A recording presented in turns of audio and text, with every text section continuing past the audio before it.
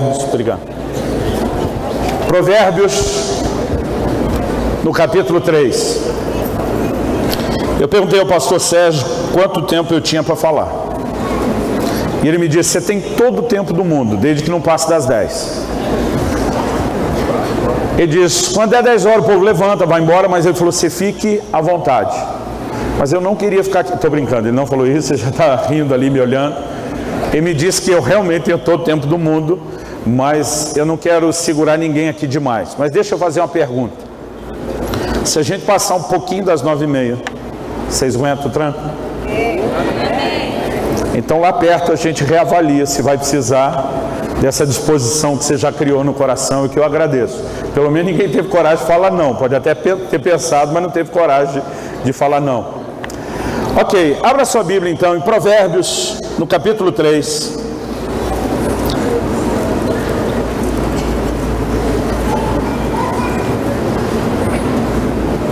Versículos 9 e 10.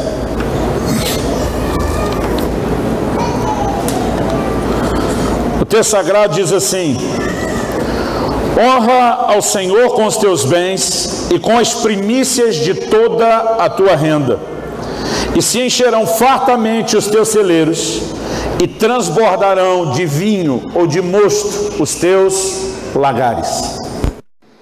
Esse texto tem sido usado muitas vezes por muitos pregadores na hora de tirar a oferta. E não sou contrário de forma alguma que se use esse texto nessa hora. O problema é que esse texto fala de duas coisas que precisam ser distinguidas. O primeiro deles eu definiria como o propósito que Deus quer nos levar. E o segundo eu definiria como a consequência. Qual é o propósito? O propósito aparece na primeira frase do versículo 9. Honra ao Senhor com os teus bens e com as primícias de toda a sua renda. O propósito dessa mensagem é nos levar a um lugar de honra. Esse é o propósito. Mas pastor, o texto fala: e se encherão fartamente os teus celeiros, transbordarão de vinho os teus lagares. Sim, essa é a consequência. O problema é que muitas vezes nós fazemos da consequência o propósito e ignoramos o propósito que geraria a consequência. Então tem muita gente que na hora da contribuição ele só ouve essa parte: se encherão fartamente os teus celeiros, transbordarão de vinho os seus lagares. Ele já está dando glória a Deus, aleluia, está empolgado, mas ele acabou transformando a consequência no propósito e perdeu de vista o propósito. Quando na verdade a consequência só vai acontecer se o propósito for cumprido. Então a minha intenção nessa noite, ao ensinar sobre esse assunto, é tentar te ajudar em algo que pode ser revolucionário, não só nas suas finanças, mas principalmente no seu relacionamento com Deus. Graças a Deus, o momento de oferta e contribuição já passou. Assim você não vai achar que nós estamos ensinando isso para levantar nenhuma oferta depois. O que eu quero é colocar nas suas mãos princípios que vão te ajudar a viver algo que pode ser literalmente revolucionário na sua vida, se você entender e praticar. Eu quero primeiro começar com uma história de como Deus falou comigo a respeito desse assunto. Eu creio que isso deve ter acontecido no ano de 2001. Se eu estiver errado, pode ser um ano para mais, um ano para menos. Eu acho que foi em 2001. Eu me lembro de uma ocasião, nessa época eu pastoreava na cidade de Guarapuava, no interior do Paraná, e a nossa igreja estava envolvida num projeto de construção. Não era o templo, a gente já tinha entrado no templo, e nós estávamos trabalhando numa outra estrutura que serviria à igreja. Mas eu me lembro que numa reunião com a equipe, o grupo de pastores, uma reunião administrativa, nós chegamos a uma conclusão: por falta de recursos, nós vamos precisar parar, nós vamos precisar interromper aquele projeto de construção. E quando estávamos tomando a decisão de parar, um dos pastores disse: por que, antes de tomar a decisão de parar, isso é na terça-feira, a gente não lança um último desafio à igreja no domingo? Quem sabe existe uma resposta que nos permite avançar um pouco mais, se não terminar, no mínimo avançar um pouco mais.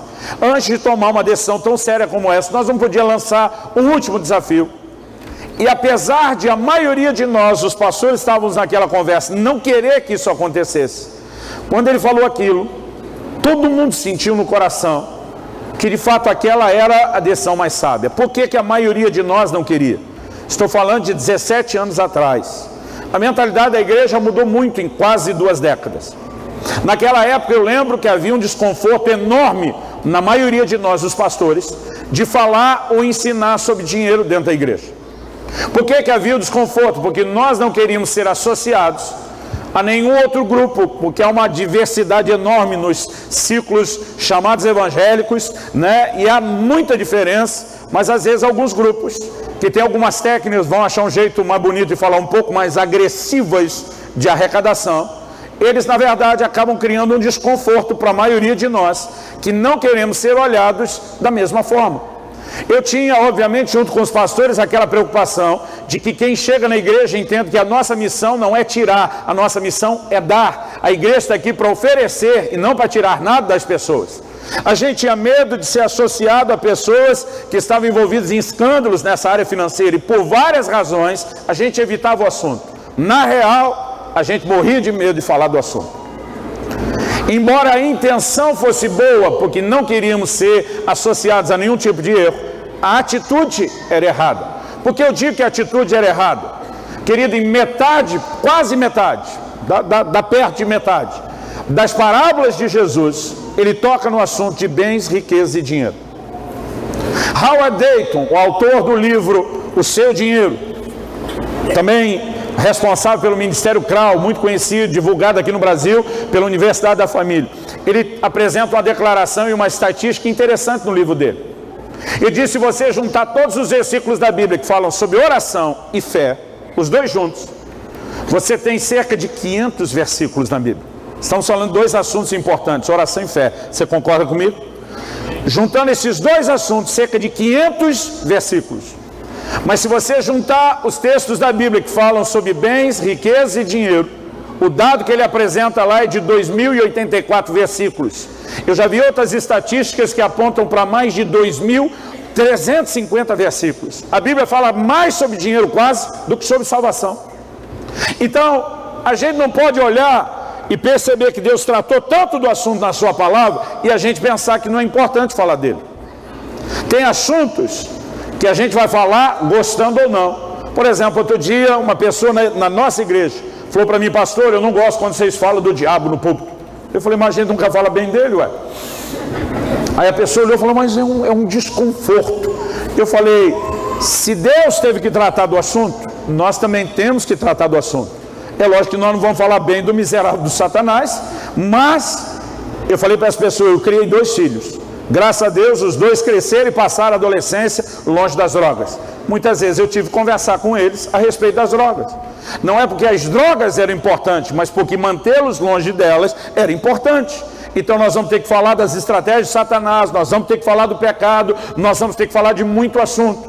Não adianta, querido, imaginar que nós vamos ter culto onde a gente ouça só aquilo que quer ouvir.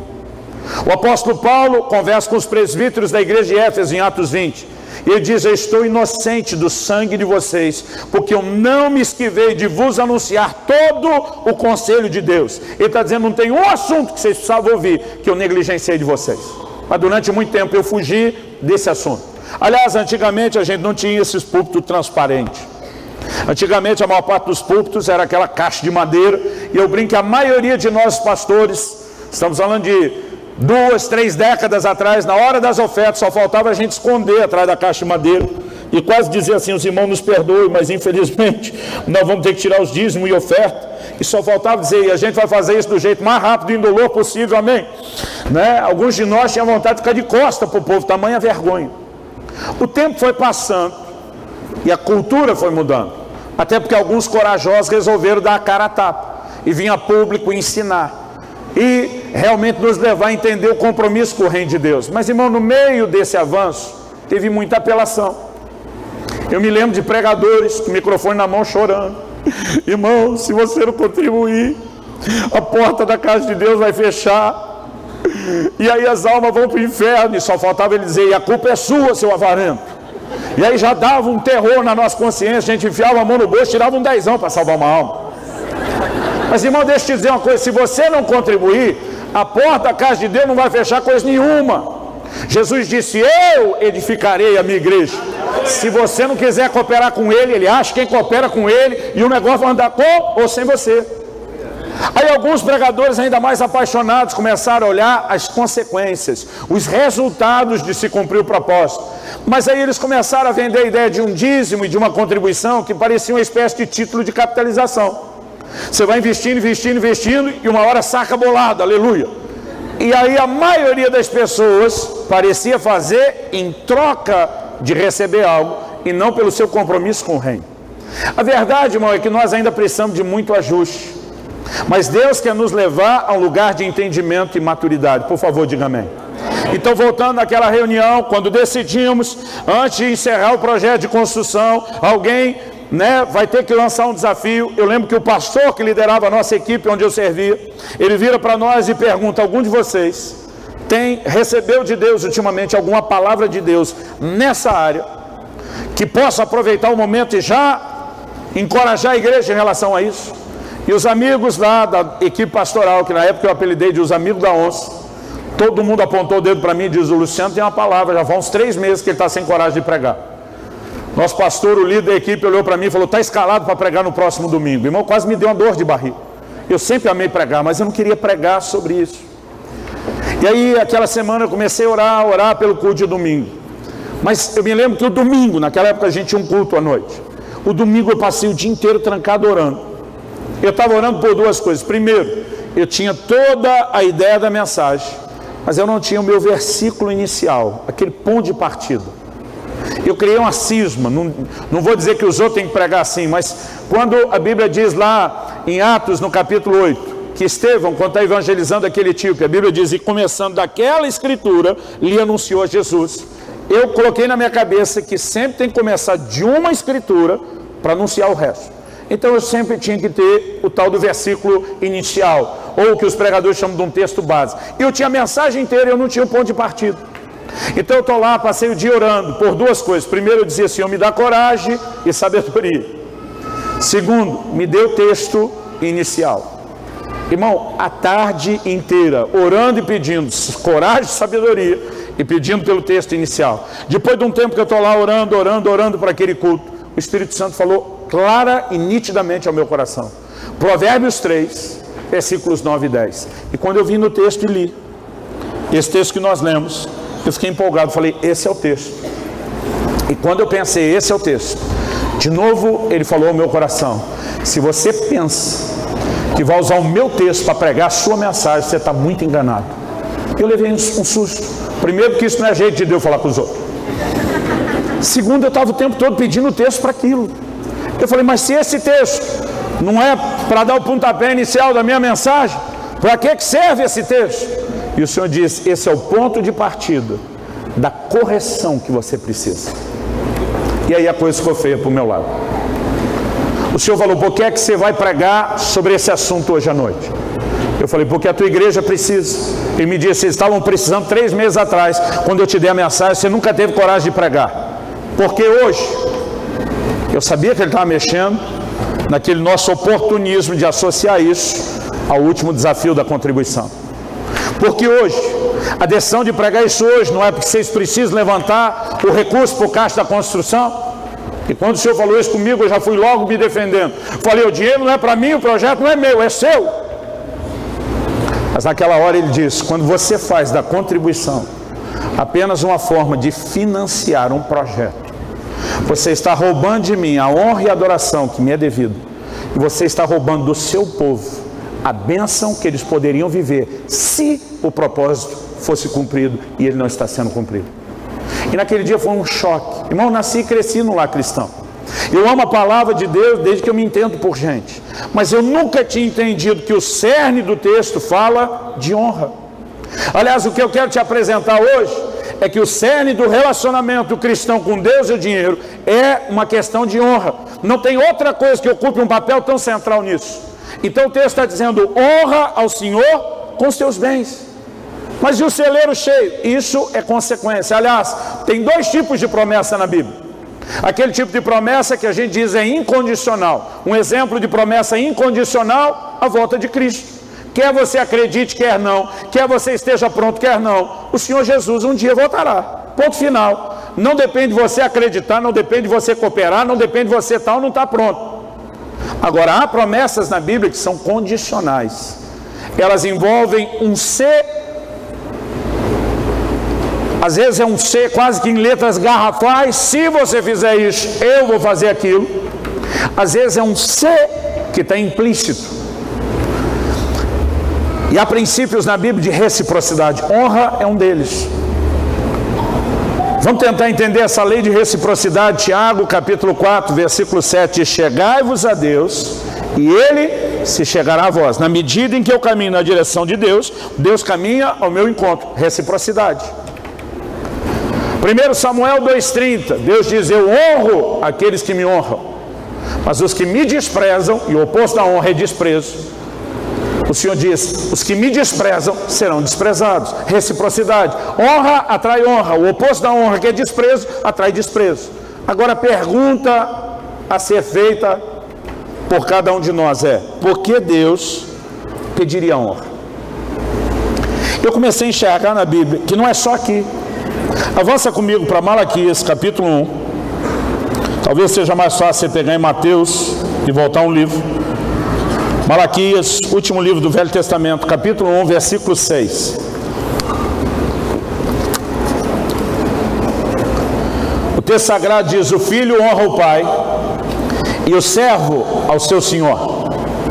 Então Deus continua e diz: se eu sou pai, onde está minha honra? Se eu sou senhor, onde está o respeito para comigo? Diz o Senhor dos Exércitos a vós outros, ó sacerdotes, que desprezais o meu nome. E vós dizeis: em que desprezamos nós o teu nome? Vamos fazer aqui uma pausa. Em primeiro lugar, tem um confronto específico aos sacerdotes, aos ministros, aos líderes. Eu tenho uma versão dessa mensagem que eu estou compartilhando hoje com vocês, que ela é só para pastores. Eu brinco que é a versão sem cortes, a versão estendida, e ela é bem mais hard, ela é bem mais pesada. Hoje eu vou compartilhar com vocês a versão light e com cortes. Mas os primeiros que Deus está corrigindo são os ministros, porque muitas vezes nós, na boa intenção, estamos promovendo uma atitude errada. Vamos continuar lendo aqui, o versículo 6, Deus diz: o filho honra o pai e o servo ao seu senhor. São dois níveis de relacionamento que nós temos com Deus. Ele é nosso pai, nós somos seus filhos. Ele é nosso senhor, nós somos seus servos. Você pode dizer amém? Amém. Deus está dizendo: em qualquer um desses níveis de relacionamento tem honra. O filho honra o pai, o servo honra o seu senhor. Então Deus questiona: se eu sou pai, cadê minha honra? Se eu sou senhor, cadê o respeito para comigo? Então, primeiro ponto, Deus está cobrando da nação de Israel o quê? Honra. E ele confronta o sacerdote dizendo: vocês estão me desprezando. E desprezo é o oposto da honra. A pergunta que os sacerdotes fazem: em que desprezamos nós o teu nome? A resposta vem no versículo 7. Ofereceis sobre o meu altar pão imundo, e ainda perguntais: em que te havemos profanado? Nisto que pensais, a mesa do Senhor é desprezível. Quando trazeis animal cego para o sacrificar, não isso mal? E quando trazeis o coxo ou o enfermo, não isso mal? Ora, apresenta-o ao teu governador, acaso terá ele agrado em ti e te será favorável, diz o Senhor dos Exércitos. Desde a velha aliança, Deus instituiu através de Moisés um princípio. Adoração, querido, muito tempo antes da música surgir no cenário, a adoração era baseada no sacrifício de animais, no modelo da velha aliança do Antigo Testamento. A partir de Davi, a música começa a ser introduzida como parte da adoração. Mas quando nem se tinha música dentro do contexto da casa de Deus, a adoração era feita com sacrifício de animais. Agora, Deus, através de Moisés, estabeleceu um padrão: todo animal que seria sacrificado a Deus tinha que ser um animal perfeito.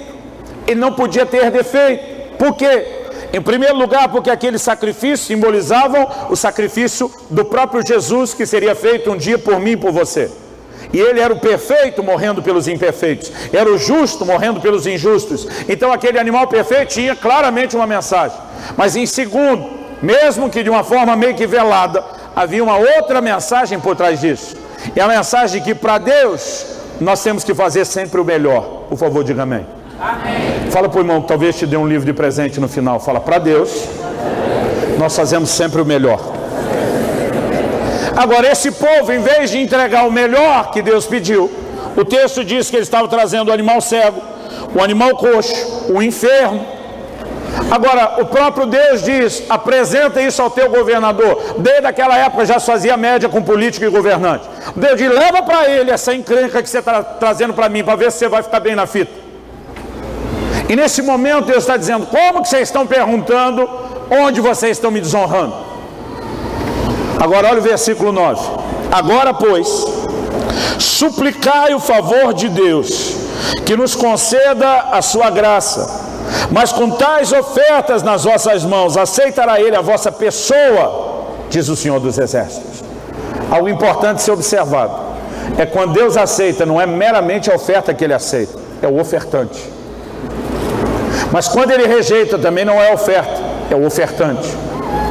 Gênesis 4, como foi dito aqui antes no momento das ofertas, diz que Deus não se agradou de Caim e da sua oferta, mas Deus se agradou de Abel e da sua oferta. O ofertante sempre aparece antes da oferta. E a pergunta é, com tais ofertas aceitará ele a vossa pessoa?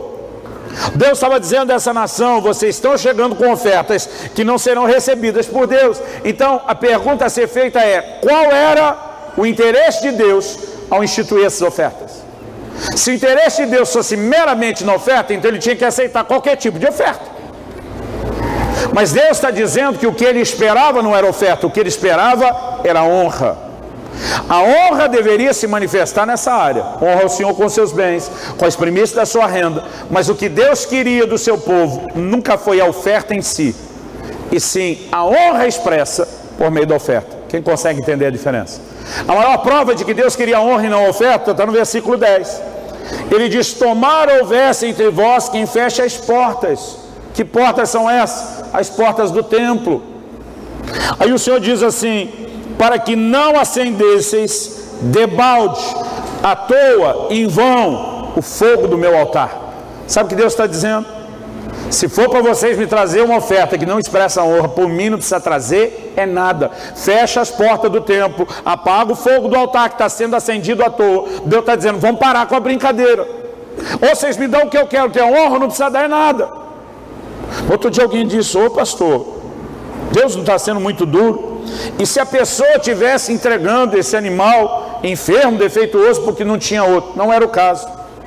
O versículo 14 de Malaquias 1 diz assim, maldito aquele que promete, tendo em seu rebanho um animal sadio, promete e oferece ao Senhor um defeituoso.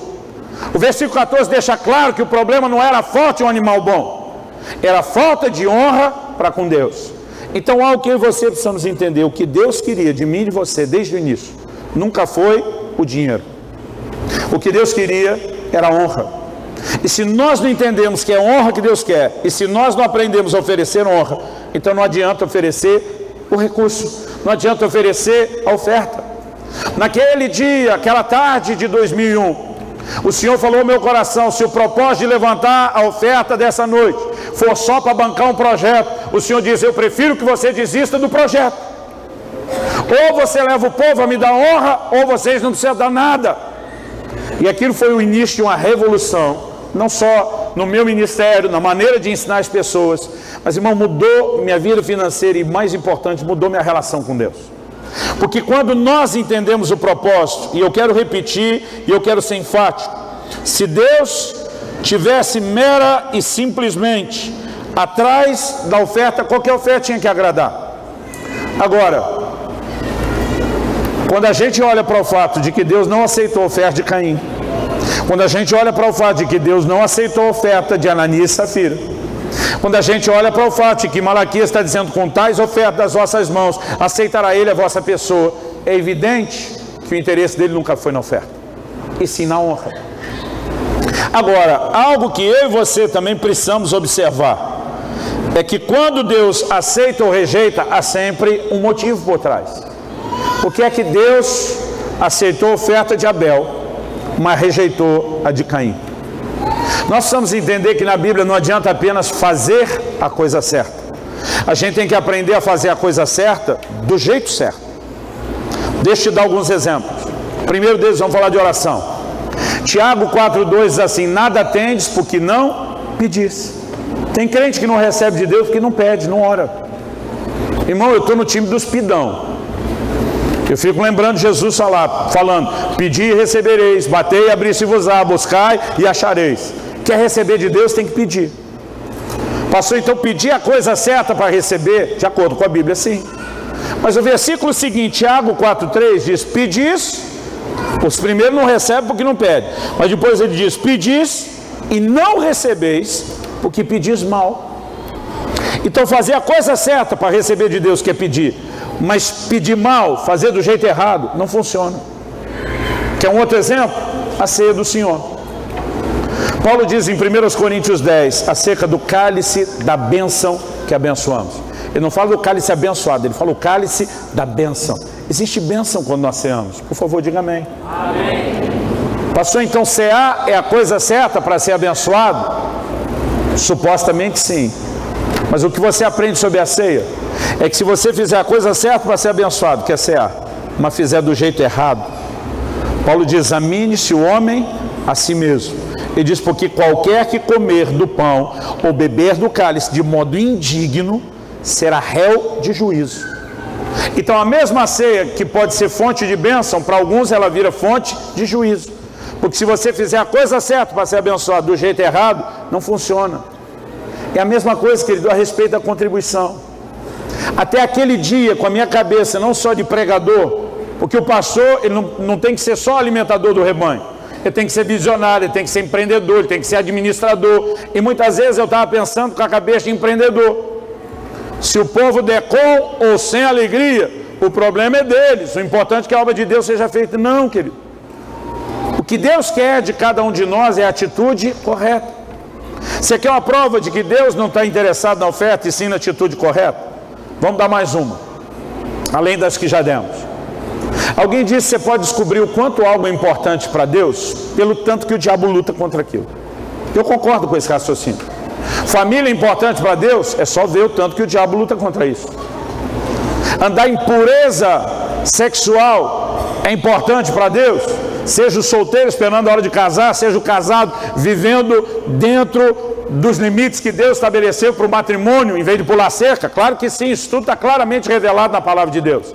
Mas porque o ser humano é tão bombardeado nessas áreas, você vai descobrir o quanto algo é importante para Deus, pelo tanto que o diabo luta contra aquilo.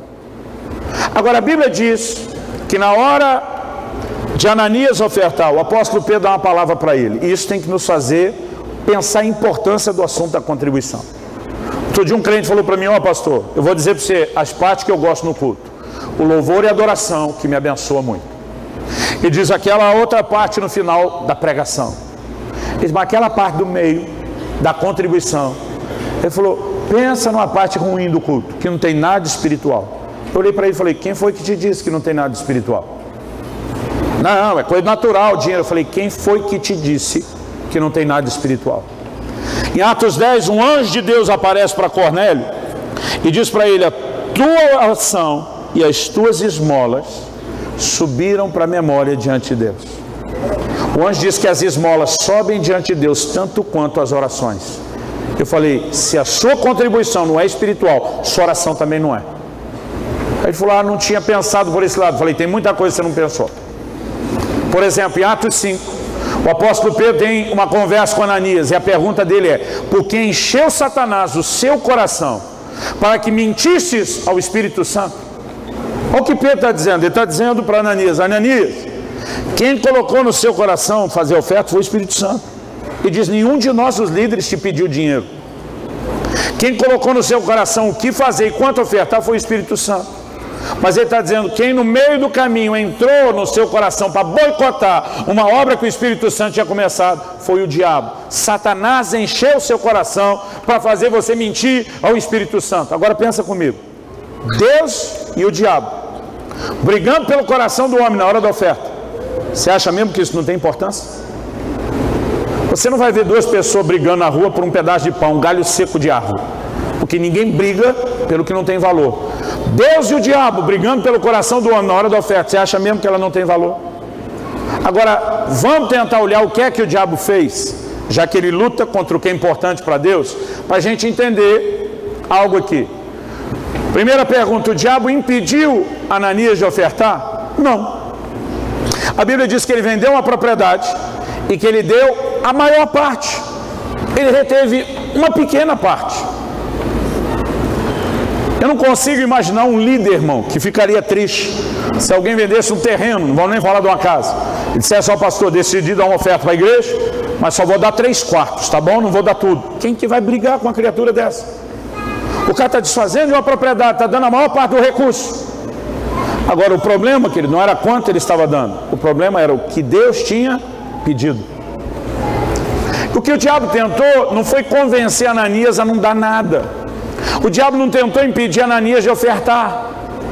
Ele deixou o cara ofertar a maior parte. Por quê? Porque ele sabia que o que Deus queria não era oferta. Nunca foi oferta o que Deus quis. O que Deus queria era um coração correto, uma atitude correta. E o diabo foi lá e contaminou só a atitude e disse: pode ofertar agora, que Deus não está mais interessado numa oferta que vem de um coração errado. Quem está entendendo, diga amém. Amém. Irmão, não vim aqui tentar te convencer a ofertar e contribuir.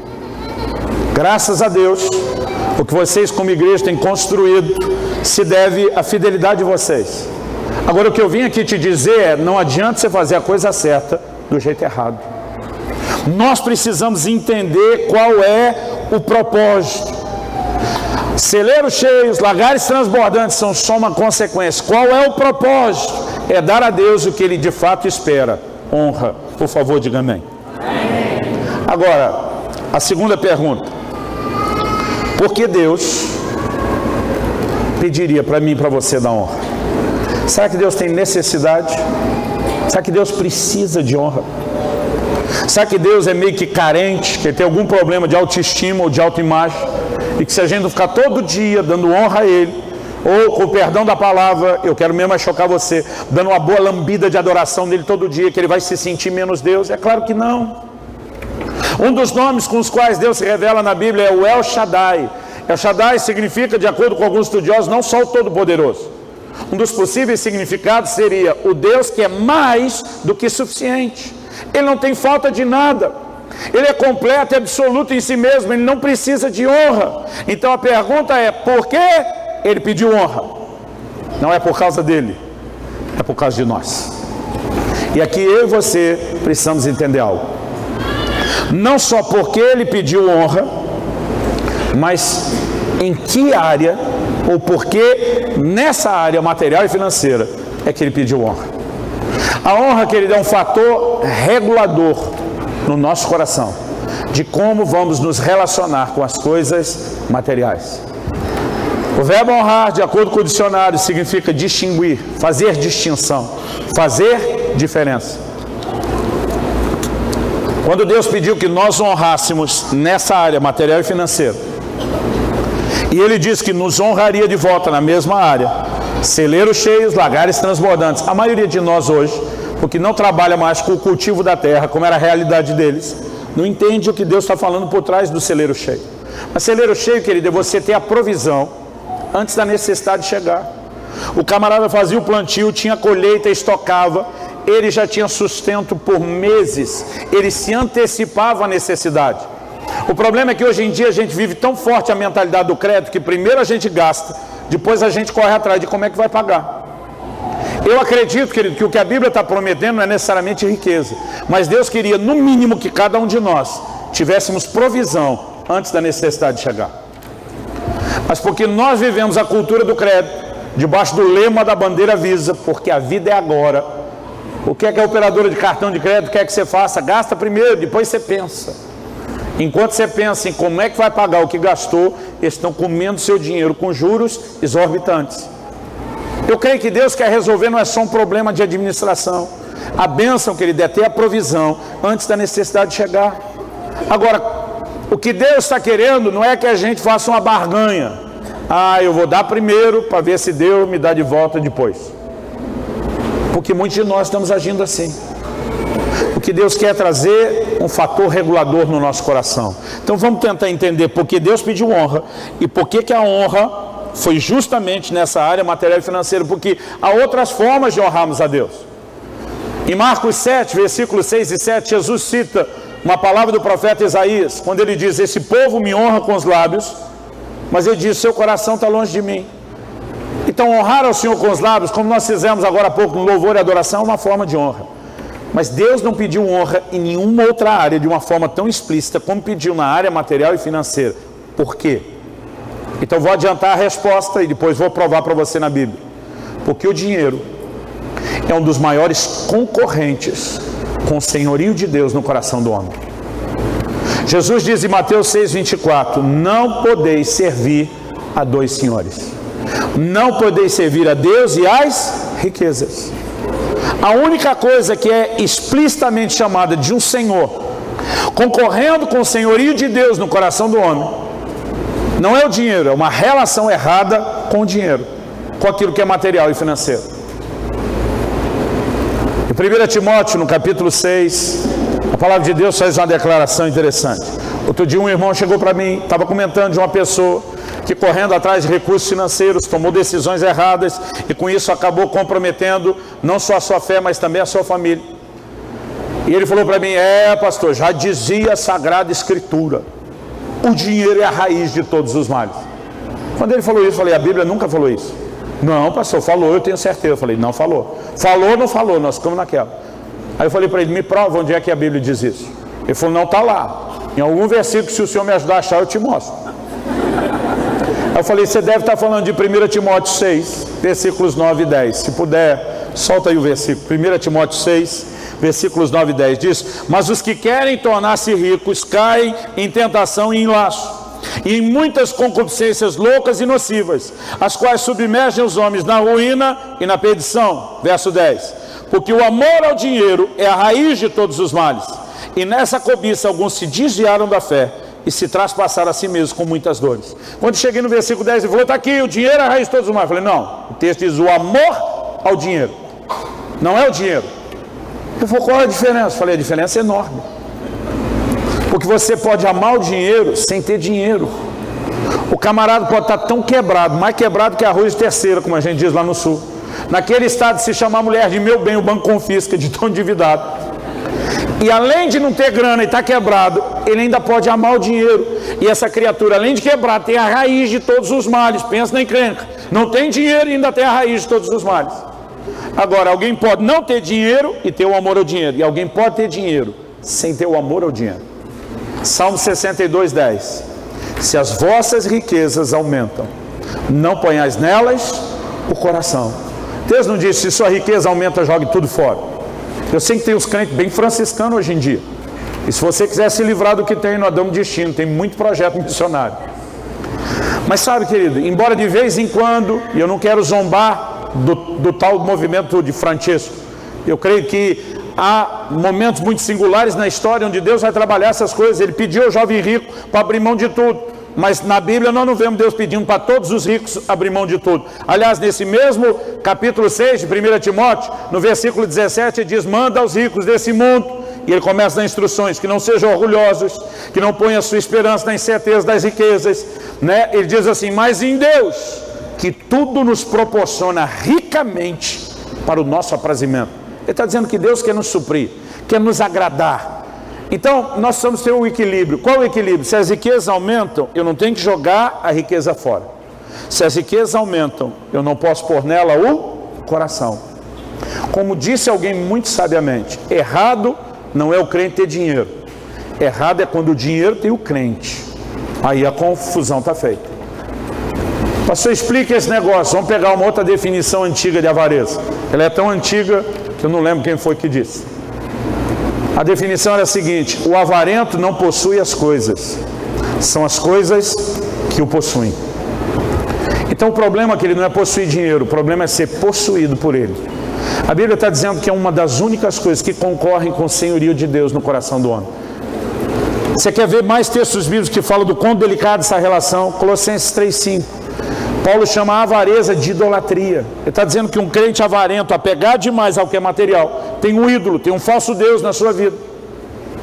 Em Mateus 13, na parábola do semeador, Jesus fala no versículo 7 que uma das sementes caiu entre espinhos.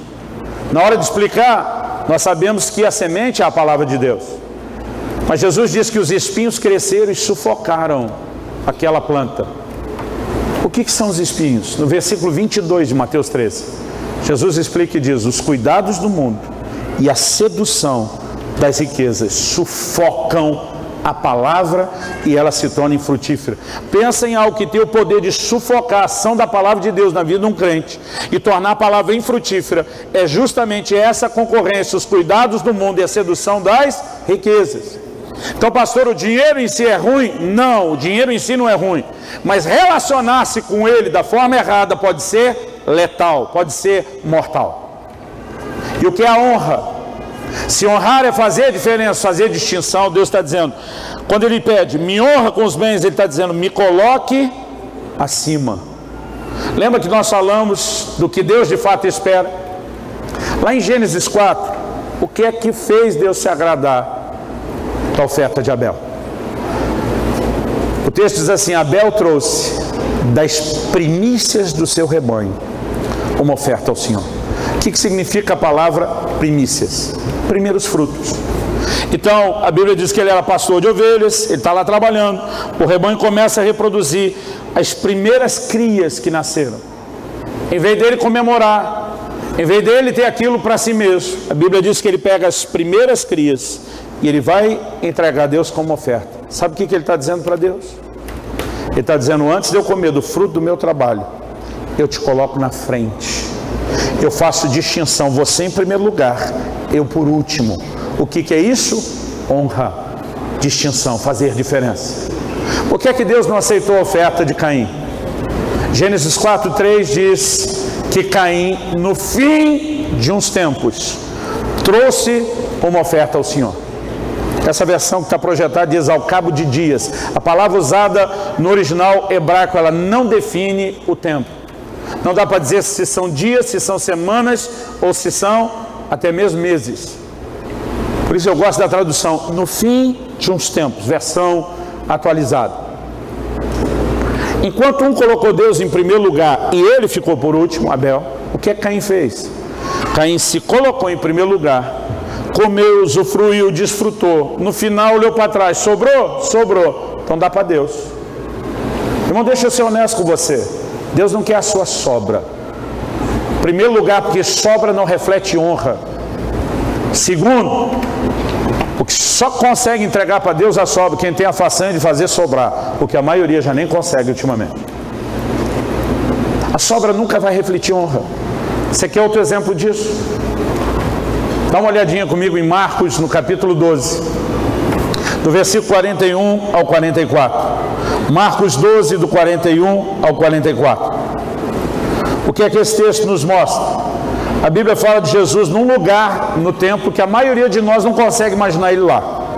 O texto é assim: assentado diante do gasofilaço, ou do cofre das ofertas, ou, como diz a NVI, do lugar onde eram colocadas as contribuições. Assentado diante do gasofilaço, observava Jesus como o povo lançava ali o dinheiro. Você consegue imaginar na hora do culto, aquela hora que você veio à frente, você consegue imaginar Jesus sentado aqui do lado, observando de perto o que é que você está fazendo? Se a maioria de nós imaginasse essa cena, dava até uma melhorada. Só que Jesus não está observando quanto. A Bíblia diz que Jesus observava como. Aqui nós temos o diferencial. Até porque o quanto, querido, é relativo. Depende do que cada um tem. Olha o que o texto diz, vamos continuar lá. Ora, muitos ricos depositavam o que está escrito aí? Grandes quantias. Vindo, porém, uma viúva pobre, depositou 2 pequenas moedas correspondentes a um quadrante. Essas 2 pequenas moedas, no original, são 2 leptos.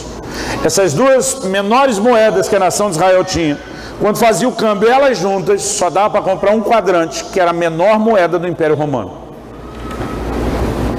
Nas minhas contas, eu tive um dia paciência, lá no início, quando Deus falou comigo, de tentar fazer os cálculos. Quanto era um quadrante na grama da prata? Quanto que valia a grama da prata na época? E eu cheguei à conta de que isso era mais ou menos, na época, hoje isso precisa de uma atualização, era mais ou menos 25 centavos. Só para você tentar entender, eu fiz outra conta. Qual era outra conta? Com esses ricos depositando grandes quantias, tinha que ter no mínimo um tesoureiro em tempo integral para fazer a coleta, fazer o devido registro e apontamento e guardar isso no local seguro. Todo trabalhador da época ganhava 1 denário por dia, era o salário padrão. Todo trabalhador trabalhava 12 horas por dia. Eles não tinham o turno de 8, nem o de 6, que nós temos em algumas jornadas de trabalho. Então eu peguei quanto valia o denário pela grama da prata, calculei o quanto dava em reais. Dividi por 12 para saber quanto cada pessoa ganhava por hora. Depois de chegar ao valor do que ganhava por hora, dividi por 60 para saber quanto custava o minuto do trabalho. E me dei a paciência de calcular quanto tempo mais ou menos levaria para ele fazer a coleta. Levar a um lugar seguro. Fazer o devido registro, que não era papel e caneta, nem eletrônico como nós temos hoje, era mais trabalhoso. E nas minhas contas, eu cheguei a uma variável de que o custo da operação, só de recolher o que a mulher deu, guardar e registrar, custou entre 27 a 29 centavos. Na minha opinião, essa mulher deu foi prejuízo para o reino de Deus. Que recolheu o que ela ofertou custou mais caro do que o que ela ofertou. Você quer entender melhor a analogia? Um dia um irmão na igreja chegou para mim e falou: pastor, quanto custa esse envelope de oferta que a gente usa aqui? Engraçado que é o tipo de informação que normalmente você não tem. Mas naquela semana eu tinha visto um orçamento de reimpressão. E por causa dos livros e trabalhar muito com gráfico, fiz a conta na hora, não consegui evitar. Eu falei: olha, esse envelope que você vai usar custou 12 centavos de real. Ele falou: então é melhor ofertar sem o envelope, senão vou dar prejuízo. Eu não sei se ele ia dar 10 centavos, 5 centavos, 1 centavo, mas ele falou: se eu gastar o envelope é prejuízo, não paga a oferta que está sendo dada. Foi mais ou menos isso. Agora, olha o que Jesus está dizendo: essa mulher deu mais do que todos, inclusive do que os ricos. Irmão, que contabilidade é essa? Onde uma oferta tão inexpressiva, que não vai impactar a contabilidade da igreja, que conta é essa? Que Jesus disse que ela deu mais. É lógico que Jesus não está dizendo que ela deu mais dinheiro.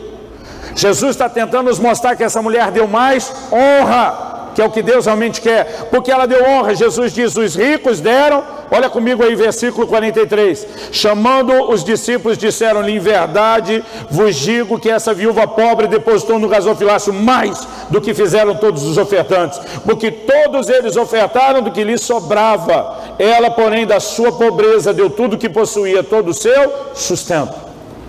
O que ela deu, querido, não era uma quantidade maior, o que ela deu foi uma honra maior. É lógico, se você olhar o percentual e a possibilidade de cada um, nesse sentido ela teria dado mais também. Os ricos deram do que lhes sobrava. O que fizeram? Ganhou muito dinheiro, ganhou, gastou tudo o que queria. Eu olhei para trás: sobrou, sobrou. Bom, já que sobrou, vamos dar para Deus. Se não tivesse sobrado, Deus tinha entrado na história? Não. E assim como no caso de Caim, sobra não reflete honra. Esses ricos podem até ter dado dinheiro, mas não deram honra. Essa mulher deu todo o seu sustento. Talvez ela poderia ter comido uma última refeição com aquele dinheiro, mas é como se ela dissesse: eu prefiro passar fome do que deixar de honrar Deus. Que o que chama a atenção de Jesus, a hora que ele está observando, não é quanto, é o como. Nós vamos entender, querido, o que é a expressão honra. Por favor, diga amém. E quando Deus está pedindo honra nessa área, Ele quer, na verdade, um coração sujeito ao governo dEle, ao senhorio dEle, que nunca é controlado pela fascinação da riqueza. Quando meu filho Israel deu a primeira oferta dele, ele tinha 5 anos de idade. A primeira oferta com dinheiro dele. Porque meus filhos ainda não sabiam nem andar, a gente levava no colo a ofertar. Eu treinei meus filhos desde cedo. Eu disse: olha, pense em algo importante, a sua oferta a Deus. Mas quando meu filho tinha 5 anos de idade, naquele domingo eu não estava lá, ele chegou para Kelly, para minha esposa, e falou: mãe, você me dá o dinheiro da oferta? Só que a Kelly olhou na mão dele e viu uma bolsazinha pequena. Eu tinha dado para ele 1 ou 2 semanas antes uma bolsa, enchi ela de moeda e algumas notas de 1. Na época ainda tinha nota de 1, a verdinha. E eu dei aquilo, falei: filho, isso aqui não é para você gastar, nós vamos conversar junto. Papai quer te ensinar a administrar os recursos de forma devida. E ele ficou tão feliz, ele andava para todo lugar com aquela bolsinha de dinheiro, ele estava todo metido. Eu dizia: filho, deixa isso em casa, você vai acabar perdendo. Não, não vou. Ele ia para todo lugar com aquilo. E agora ele está lá: mãe, me dá o dinheiro da oferta. E aquele olha e vê a bolsa das moedas na mão dele. Ele falou: mas meu filho, papai e mamãe sempre te deram dinheiro porque você não tinha o seu. Só que a mamãe está olhando, você está aí com a sua bolsinha. Então hoje não vou te dar dinheiro não. Se você quiser ofertar, oferta do seu. Olha a resposta da criança. Essa é uma lógica que até uma criança de 5 anos entende. Ele falou, mãe, mas se eu der do meu, eu vou ficar com menos. Qualquer um entende isso. A minha esposa, muito sabiamente, guiada por Deus, diz, mas filho, é isso que é oferta. É a gente abrir mão de algo que é importante para a pessoa que é muito mais importante para nós do que o dinheiro que é Deus. É sentir que nós ficamos com menos, porque ele merece isso. A Kelly olhou para ele e falou, você não é obrigado a dar, mas hoje se quiser dar, é do seu, eu não vou te dar dinheiro. Então pensa você, toma a sua decisão. E qualquer que seja ela, no final do culto nós conversamos. Chegou a hora da oferta, aquele estava ajudando o pessoal do louvor e adoração. Ele chegou na frente do gasofilaço, perto o suficiente para ela ver e pegou e mostrou. Peguei as notas de 1, tá? Não é nem as moedas. Meteu o dinheiro ali no gasofilaço, eu ocupei todo estufado. No final do culto, minha esposa foi até ele e falou, filho, mamãe ficou tão feliz com a sua decisão. Colocar Deus em primeiro lugar. Ele olhou para ela e falou, ah mãe, tem isso também. Tem isso também, eu já queria deixar claro, não foi bem isso que eu pensei. Ele falou, mas eu fiquei pensando depois que nós conversamos. E ele falou, eu pensei depois, falei, mãe, eu não sou bobo não. Porque eu pensei, eu posso até ficar com menos agora, na hora que eu der. Mas eu lembrei que o papai sempre fala que Deus abençoa. Então falei, vou ficar com menos agora, mas depois que ele abençoar, vou ficar com mais. Um menino com 5 anos de idade, irmão, descobriu que ofertar era um bom negócio. Você vai dizer que a atitude dele na hora era para honrar a Deus? Aquele estava tentando ensinar, é sentir mesmo que vai entregar e ficar comendo. Ele falou, não, mas depois eu vou ganhar mais. Agora sabe o que é interessante? Ele falou, mãe, como é que Deus abençoa? O dinheiro cai do céu, aparece no banco, como funciona? Aquele falou, olha, pode acontecer muita coisa diferente, mas uma coisa que você já viu muito, Deus usar papai e mamãe na vida dos outros, Deus usar outros na vida da gente. Deus gosta de usar pessoas. Às vezes ele usa pessoas. Por que você está perguntando?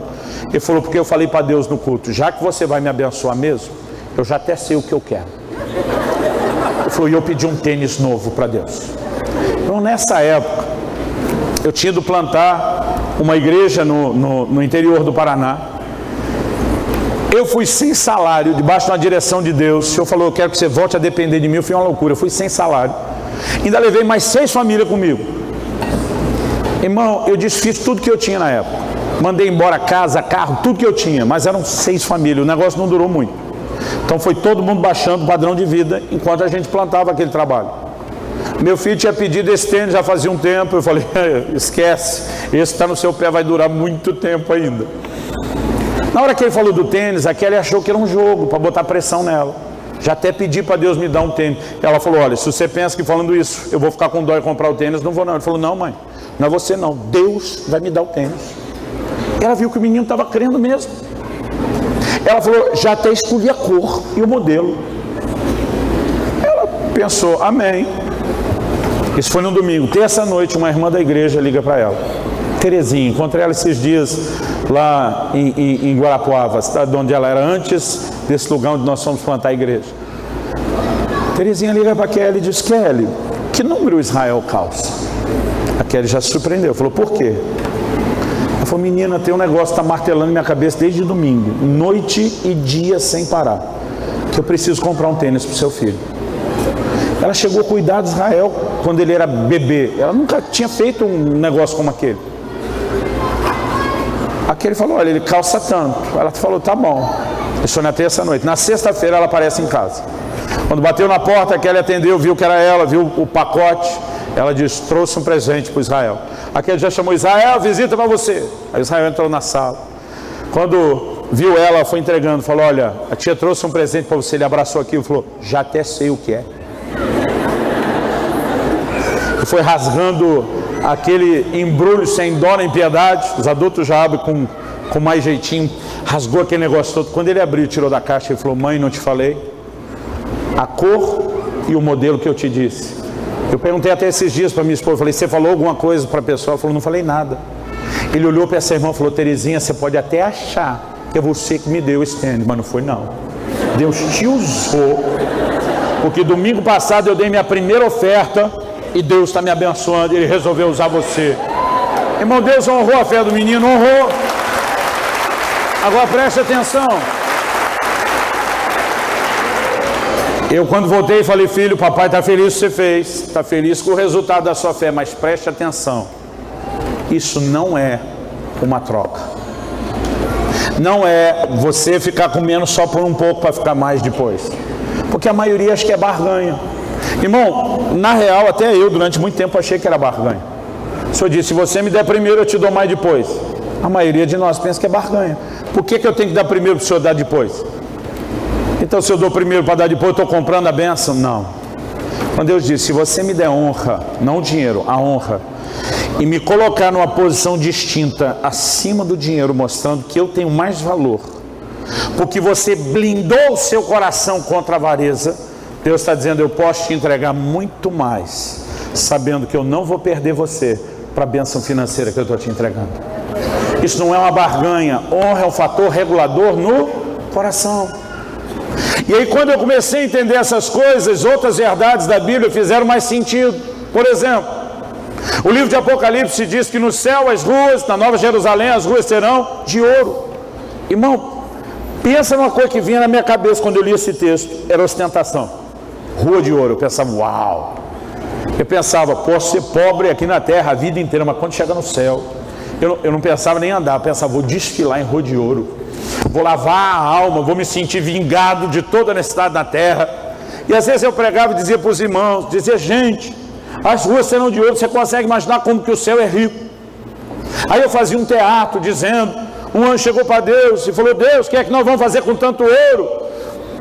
E Deus olhou e disse, faz rua, faz piso para o meu povo andar. E eu ficava imaginando que isso era o modo ostentação. Irmão, deixa eu te dizer como eu entendo isso hoje. A glória do céu não é o ouro, a glória do céu é o próprio Deus. A Bíblia diz que Ele é a verdadeira glória. Quando a Bíblia diz que as ruas serão de ouro, sabe o que Deus está nos dizendo?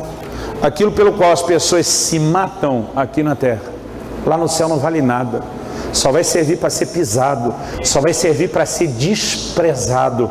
Aliás, esse é o lugar que o dinheiro e as coisas materiais deveriam ter, estar debaixo dos nossos pés.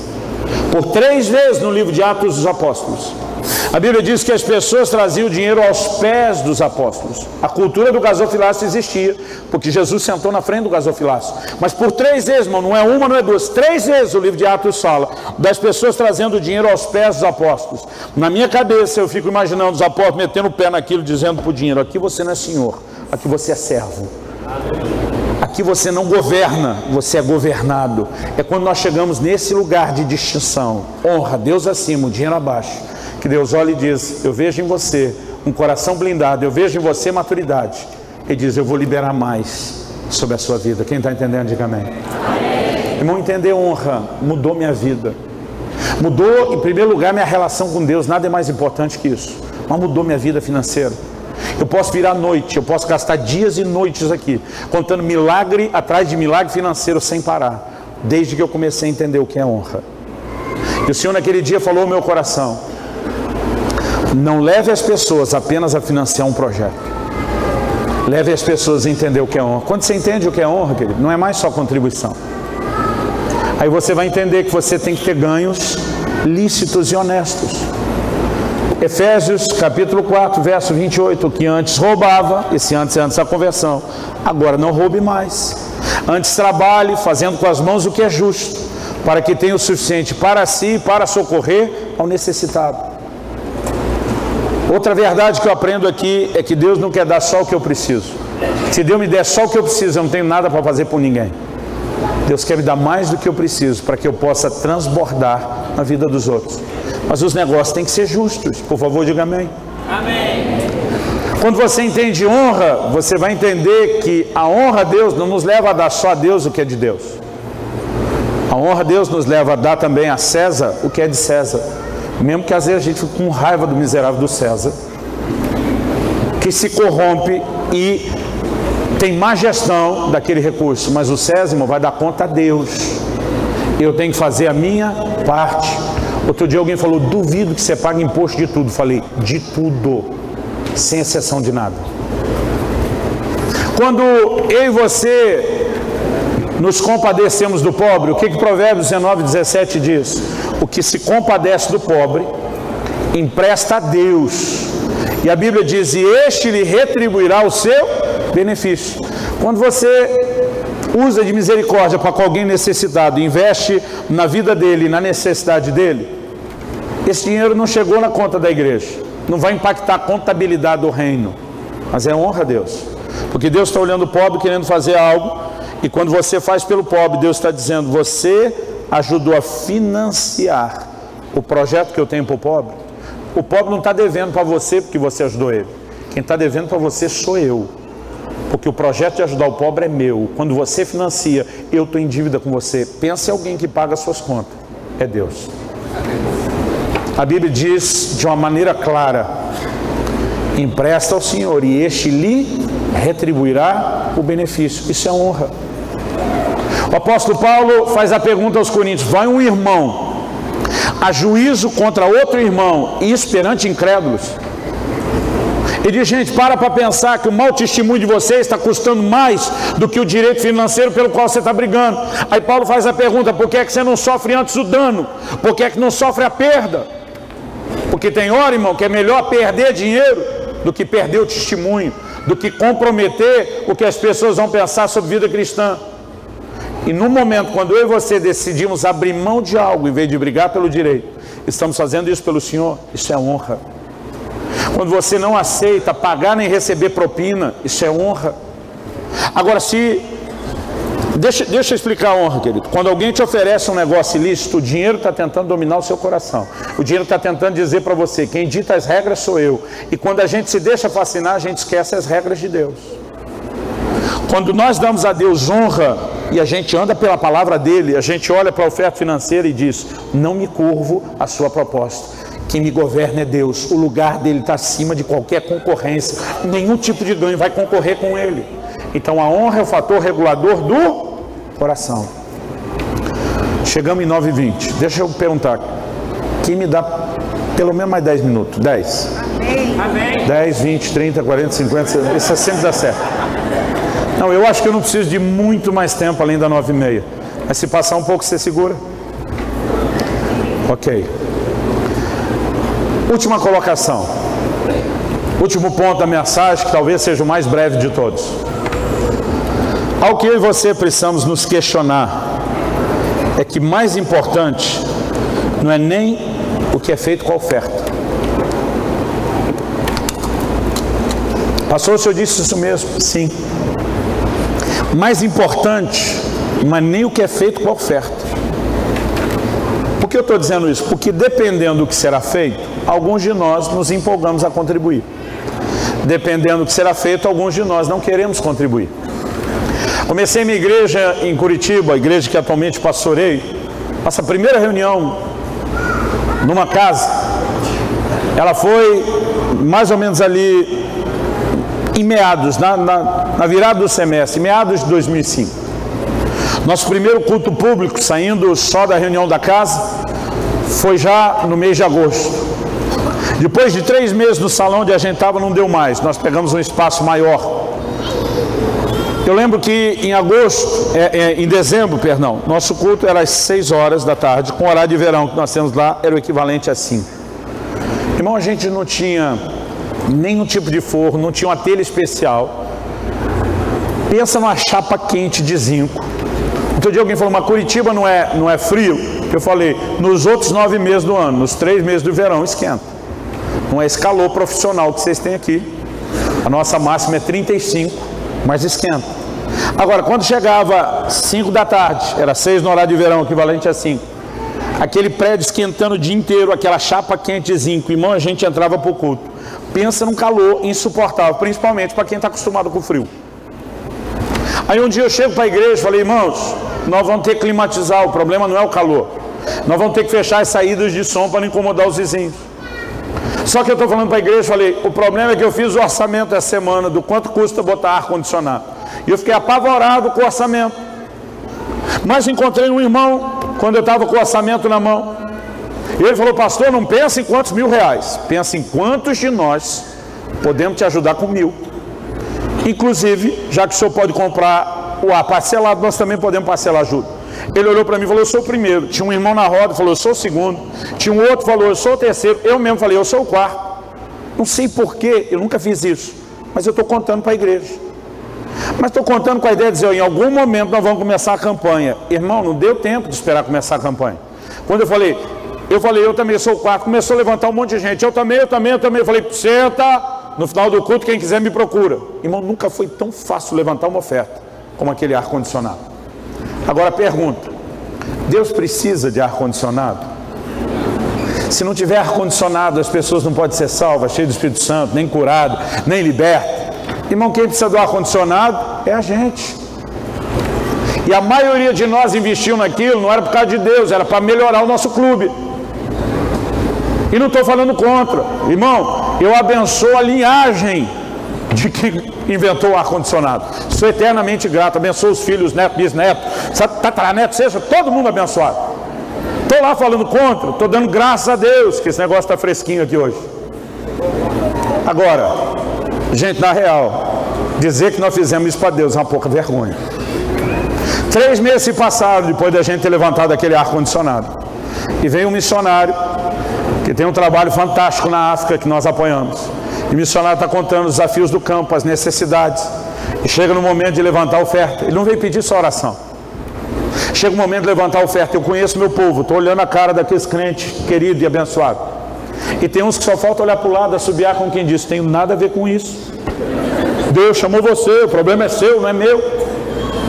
E aí a gente vai dizer que o ar-condicionado era nós honrando a Deus. Converse, irmão. Era a gente sendo egoísta de novo e pensando na gente em primeiro lugar. Mas na hora de pensar em quem está distante, a maioria não empolga. Deixa eu te dizer, se eu e você empolgamos com o projeto, talvez é um dos maiores sinais de que o que nós estamos fazendo não é pelo Senhor. Eu não estou dizendo que não tem projetos que não mereçam empolgação. Eu estou dizendo que a gente não deveria trabalhar só em função disso. Quem está entendendo, diga amém. Então vamos olhar o que a Bíblia diz antes de terminar. Marcos, capítulo 14. Marcos, capítulo 14. Versículo 3, a partir do 3.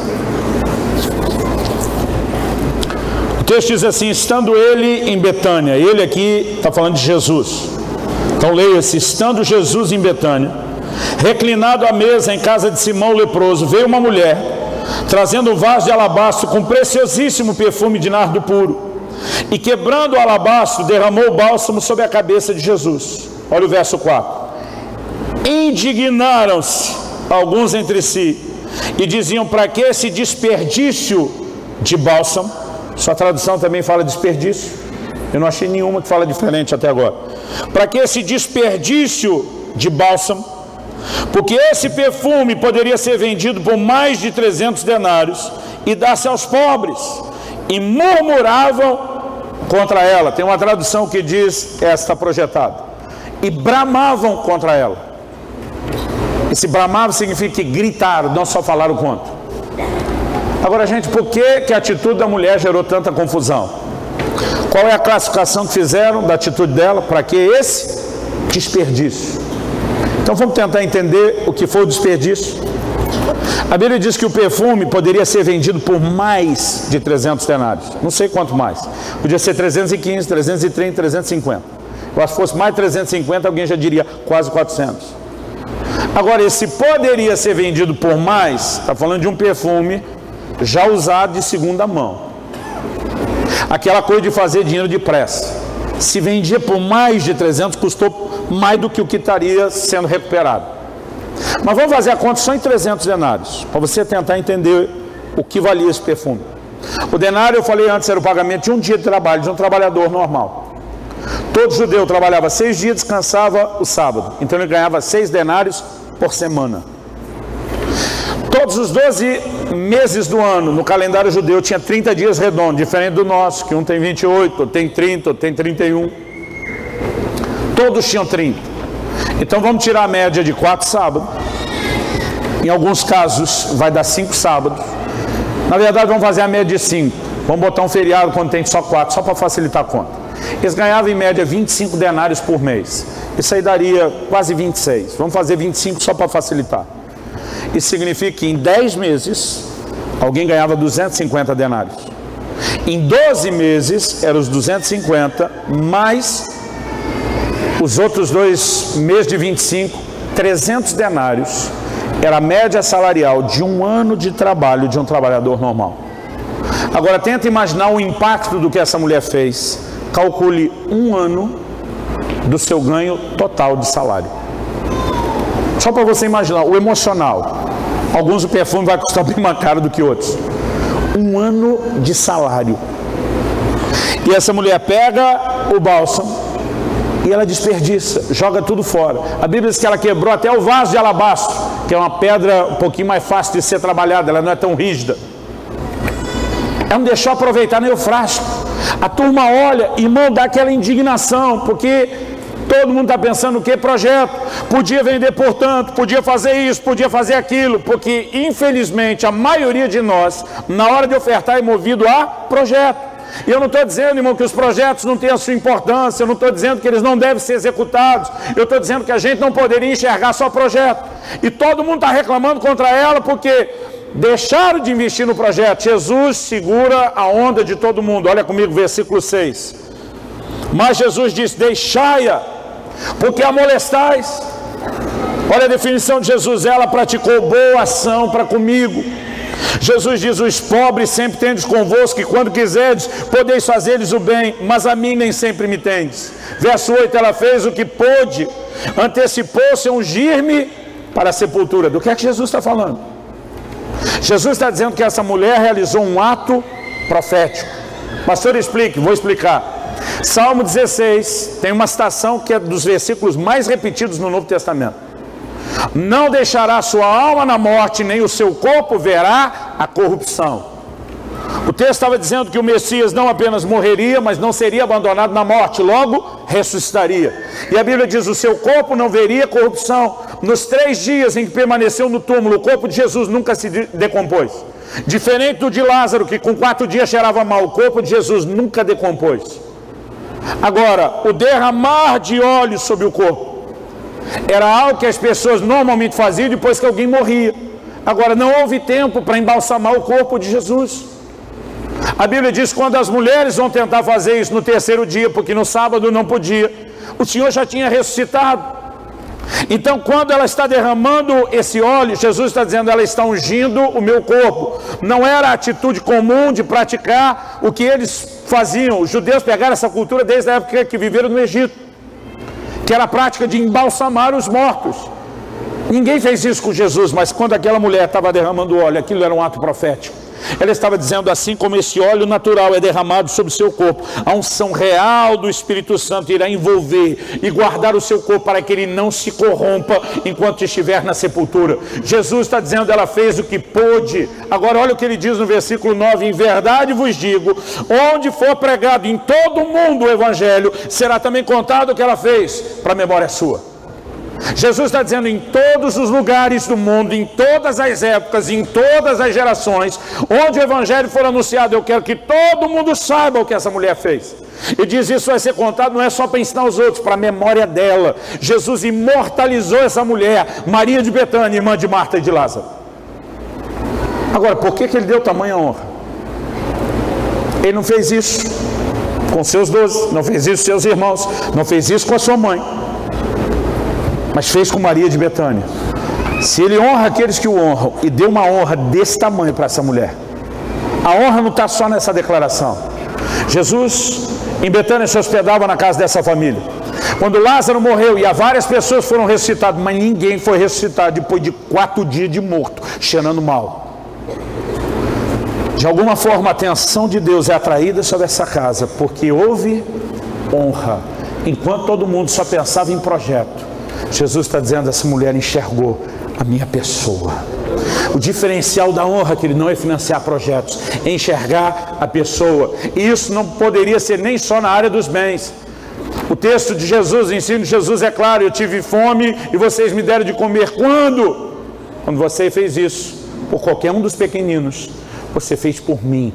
Quando eu e você passamos a viver uma vida onde o tempo todo estamos procurando honrar o Senhor, irmão, isso é algo revolucionário. mas não serve só para a hora de você trabalhar em prol da necessidade de alguém.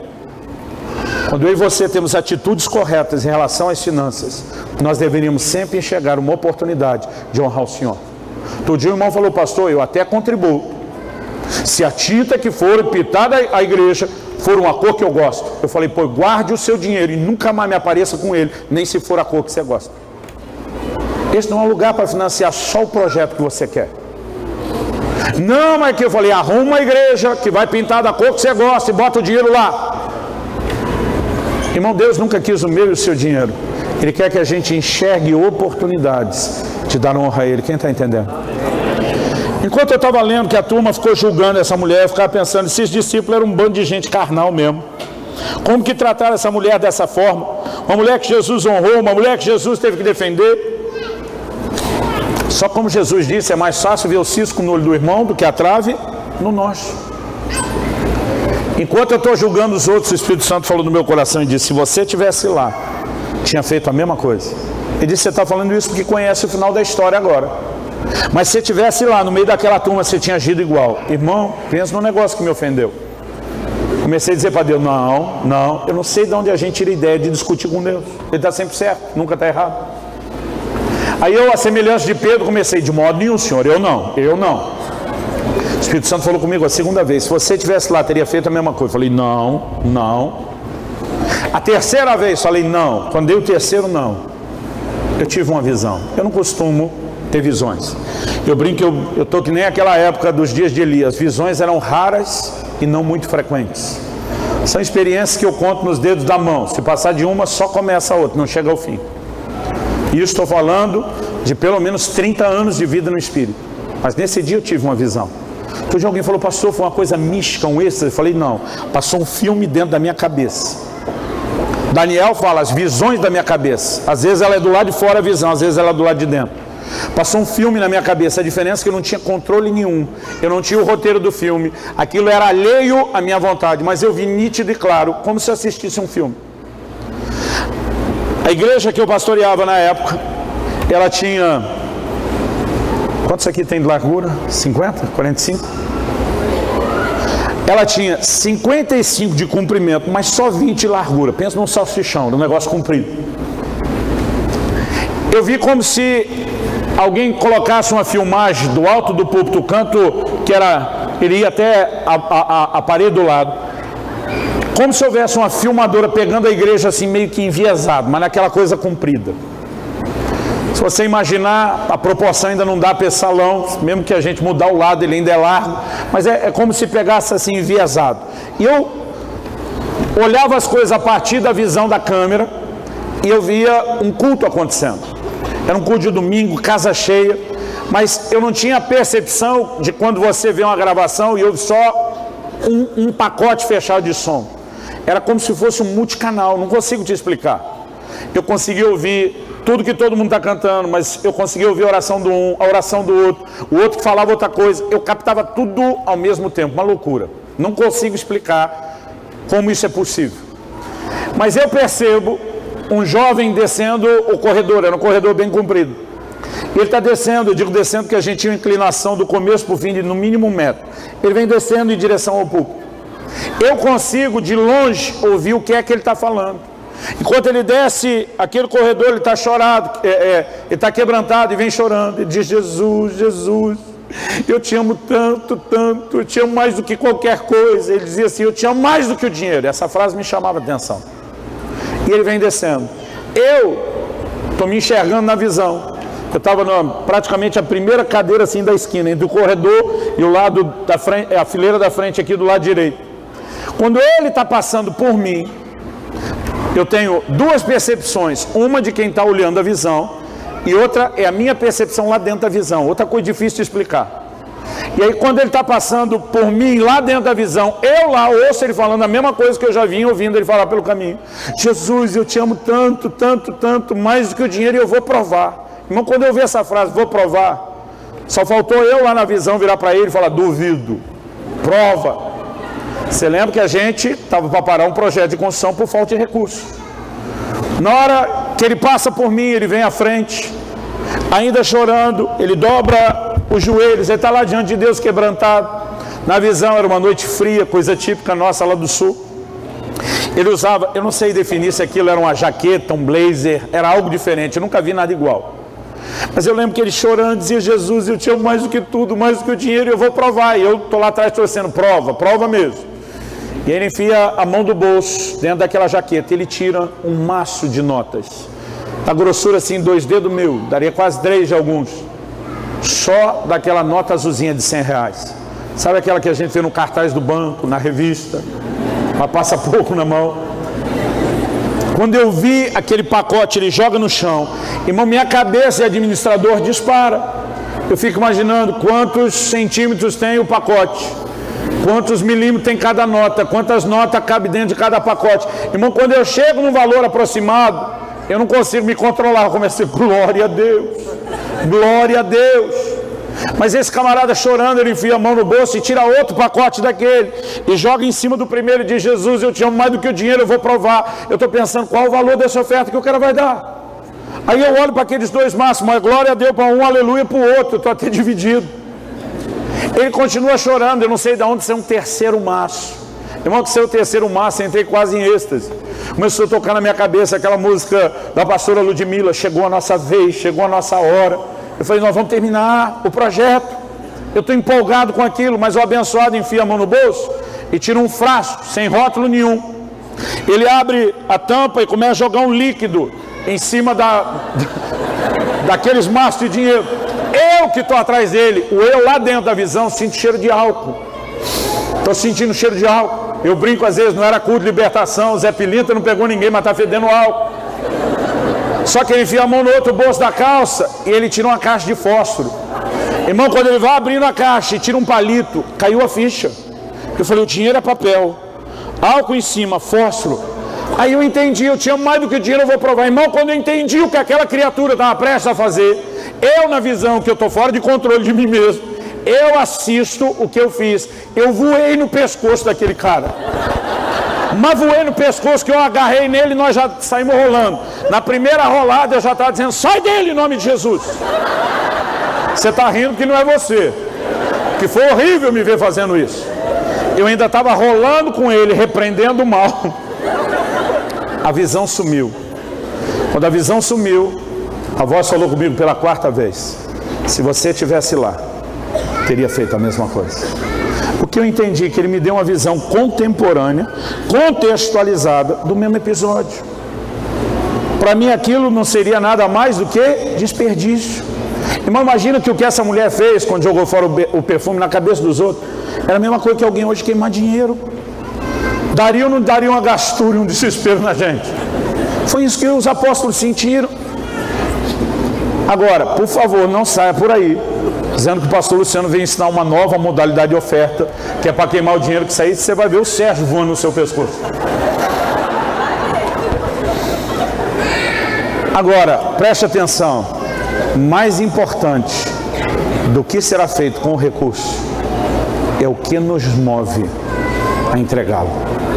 É a visão que nós temos. Se não for para dar honra, querido, Deus está dizendo: por mim, fecha a porta do templo, apaga o fogo do altar e acaba com a brincadeira. Porque Ele nunca quis o meu e o seu dinheiro.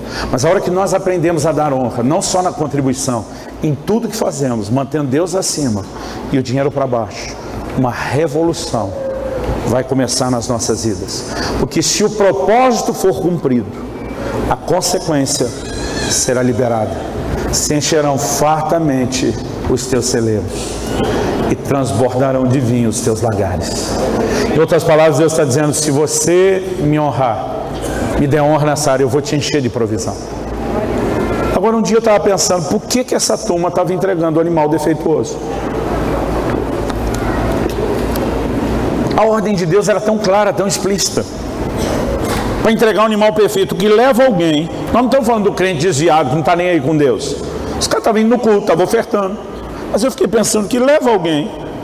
A Bíblia diz: tendo o animal sadio no seu rebanho, prometei oferecer ao Senhor defeituoso. Eu vou te dizer o que eu acho que levava alguém a tomar essa decisão. Era justamente pensar no que seria feito com a oferta. O que a oferta daquela época, o animal do sacrifício, virava? Churrasco. Na real, irmão, virava churrasco. Quem comia o churrasco? O sacerdote ficava com uma parte para a família dele, e a maior parte do churrasco quem comia era o próprio ofertante com a família dele. Quando em 1 Samuel a Bíblia diz que Eucana, marido de Ana, pai do profeta Samuel, dava a Ana porção dobrada, é porção dobrada da carne queimada no altar. O altar era uma churrasqueira com grelha e tudo. Se limpava o animal, a gordura era queimada para Deus, a carne era comida pelo povo. Aí eu acho que os caras começaram a pensar, vai virar churrasco mesmo? Por que que eu tenho que entregar? Imagina, tenta se colocar agora no lugar do cara. Ele está pensando, eu tenho um animal bom, que lá no mercado pega um preço bom. Mas eu tenho um cego aqui, um manco, que ninguém vai comprar, vai pagar a ninharia. Mas se for para fazer churrasco, os dois da carne boa. Irmão, não consigo imaginar um cara comendo, imagina agora um pedaço de picanha, aleluia. Eu falo nela, ela aparece na minha frente. Aí você corta o pedaço da picanha, põe na boca. Acho assim, maravilhosa. Aí você mastiga ela e diz, que picanha boa. Aí você diz assim, pena que o bichinho era cego. Irmão, faz diferença. Se o bicho era míope, se era cego, se enxergava direito, vai lá mudar o gosto da picanha ou do churrasco.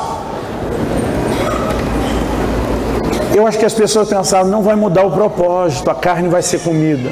Mas Deus nunca pensou no propósito. Quando alguém separava o melhor animal e deixava de ganhar o dinheiro no mercado, sabe o que ele está dizendo? Deus, você vale mais do que qualquer outra coisa. Quando dava o primeiro animal, estava dando honra. Quem está entendendo, diga amém. Vamos ficar em pé para parecer que está acabando.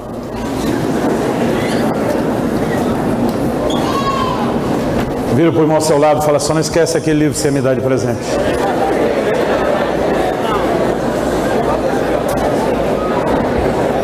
Nós vamos orar. Olhe para cá um instante. Eu quero repetir o que eu falei antes. Eu não vim aqui, querido,